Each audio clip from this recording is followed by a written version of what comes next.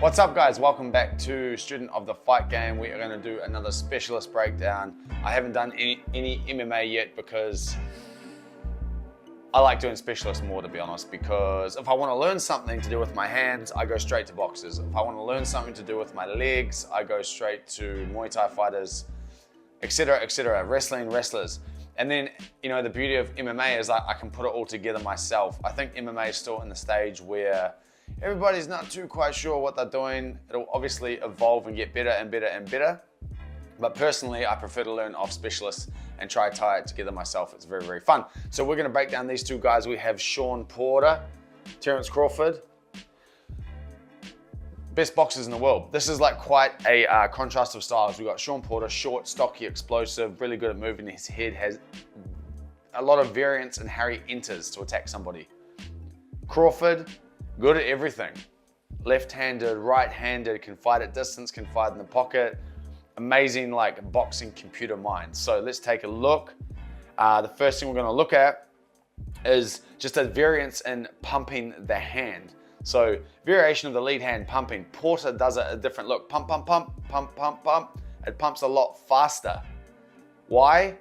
Because he's trying to obscure Crawford's vision so he can find a way in, right? He's trying to like pump his hand a lot and close the gap. And while he's pumping that hand into Crawford's eyes, Crawford's trying to see around that, boom, Shawn's closing the distance to attack him.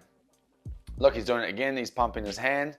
It makes it really hard for Terrance to find out what he's doing. He even swings a few times.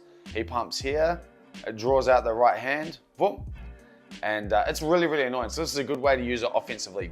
Here we have a different variation of it, Crawford using it. Look, he kind of paws. He's trying to entice Shawn in to do something, and he wants to step back, take a check hook.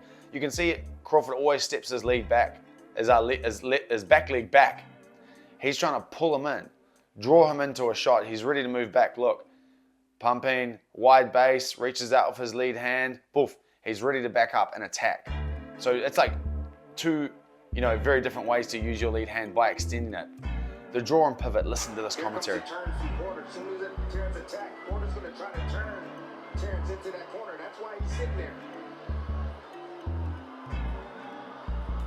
Oh, that was some good commentating.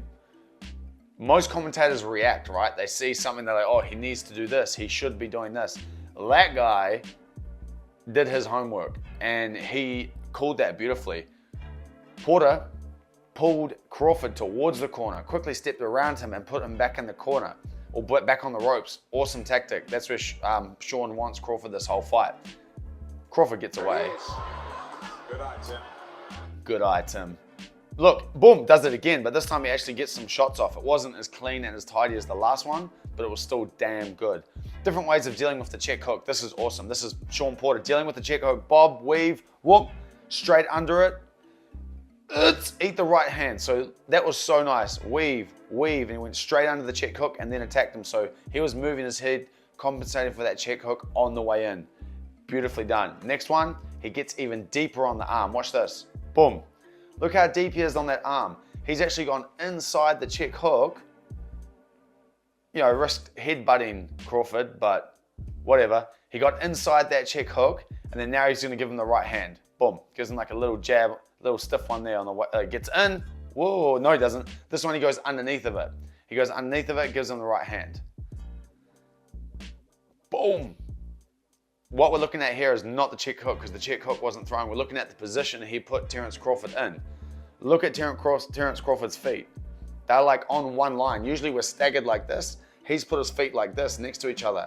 And now look at his upper body. His upper body is actually leaning back over his feet. So this is like a real vulnerable position, especially if you've got someone short, aggressive, and explosive in front of you. They just continuously attack you until you get your feet back underneath them.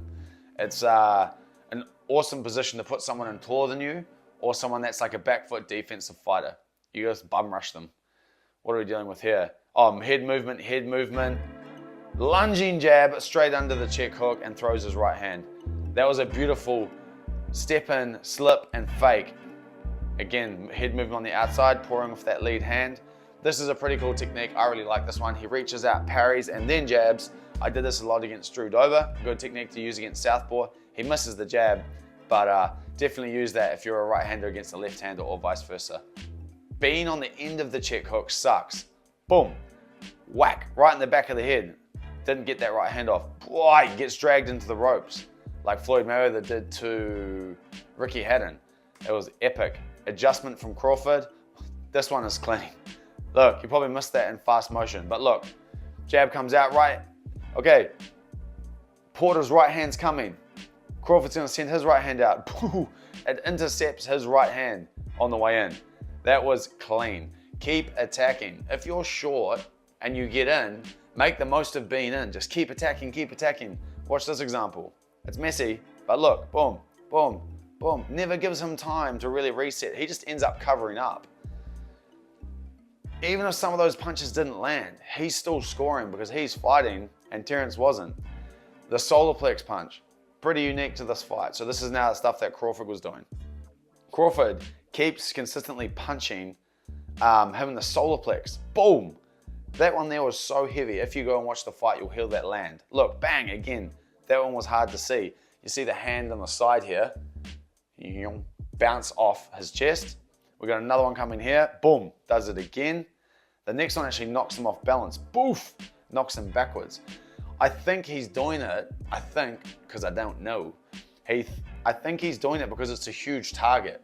It knocks the wind out of you obviously too, but sometimes it's hard to hit the head on someone short that keeps bobbing and weaving all the time. It can be really hard to line their head up. However, the chest doesn't really move, right? The chest is always a big target, it's always there. So you can really bury a shot in, especially someone that's been offensive. This one, he goes to the body. But you see how easy it is to hit somebody on the way in that's bobbing and weaving the head if you just aim below the head instead of going for the head all the time. Baiting with the jab. Terrance Crawford has an amazing, measured, uncommitted jab. Look, he hits him with this, boop, just touches him. Look at that one, jab, pull, check hook. Look how uncommitted it is. It's so frustrating. He uses his rear hand in the same way. Beautiful measured jab. He draws a lot of stuff out with that. Baits you, baits you, baits you. Guys, that logo's awesome. That was only 6 hours. Oh, sorry, that was only 6 rounds. 6 hours would be a long boxing fight. 6 rounds of that fight. So there was a lot of awesome stuff in that fight. And there's still 3 more rounds to go. I don't know if I'll break them down, but you guys should go and watch that fight, Terrance Crawford versus Shawn Porter. It is an amazing fight. A lot of things to take away, whether you're tall, calculated, measured, short, stocky, explosive. It doesn't really matter.